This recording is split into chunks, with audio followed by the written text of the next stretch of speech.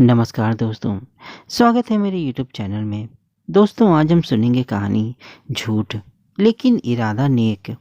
एक किसान की फसल अतिवृष्टि के कारण बर्बाद हो जाती है। उस किसान के छोटे छोटे दो बच्चे थे। उसके घर पर एक अन्न का दाना भी नहीं बचा था। गांव में ऐसा कोई नहीं था कि जो उस किसान की सहायता कर पाए। किसान अपने छोटे छोटे बच्चों के बारे में सोचकर बहुत परेशान हो जाता है। उसे समझ में नहीं आ रहा था कि मैं क्या करूं। अब किसान को कोई उपाय सूझा नहीं। तब वो एक रात जमींदार के बाड़े में जाकर उसकी एक गाय चुरा कर ले आता है। जब सुबह होती है तब वो किसान गाय का दूध दूहकर अपने बच्चों को भर पेट पिलाता है। दूसरी ओर जमींदार के नौकरों को पता चल जाता है कि किसान ने जमींदार की गाय चुराई है। जमींदार के नौकर जमींदार से उस किसान की शिकायत करते हैं।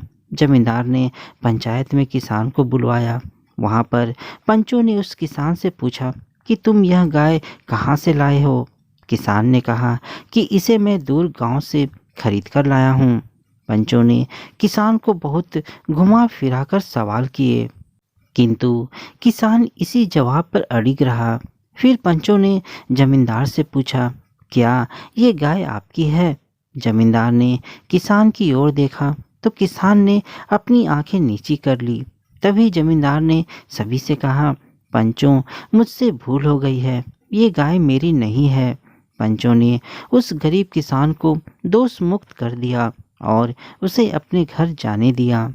घर पहुंचने पर जमींदार के नौकरों ने जमींदार से झूठ बोलने का कारण पूछा तो जमींदार बोला, मुझे उस किसान की नज़रों में उसका दर्द झलकता हुआ दिख रहा था।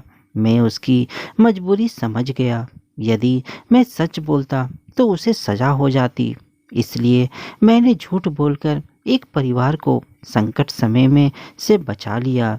इतने में ही किसान जमींदार की गाय लेकर उसके घर पहुंचता है। किसान जमींदार के पैरों में गिरकर माफ़ी मांगने लगता है। किसान कहता है कि मुझसे बहुत बड़ी गलती हो गई, आप मुझे कृपया माफ़ कर दीजिए। जमींदार ने उस किसान को गले से लगाकर माफ़ कर दिया और उसकी जितनी हो सके उतनी आर्थिक सहायता भी की। दोस्तों, किसी के भले के लिए बोला गया झूठ झूठ नहीं किंतु सत्य जैसा होता है। किसी संकटग्रस्त की सहायता के लिए यदि हम झूठ बोलते हैं तो हमें उसका पाप नहीं बल्कि पुण्य ही मिलता है।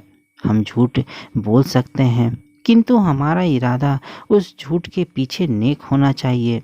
अगर किसी के भले के लिए हम झूठ बोलते हैं तो हमें भगवान भी माफ़ कर देते हैं। तो दोस्तों, आपको यह कहानी कैसी लगी मुझे कमेंट में ज़रूर बताइएगा। चैनल में नए हैं तो वीडियो को एक लाइक और चैनल को सब्सक्राइब करना ना भूलें। तो मिलते हैं दोस्तों अपनी अगली कहानी में। तब तक के लिए धन्यवाद दोस्तों।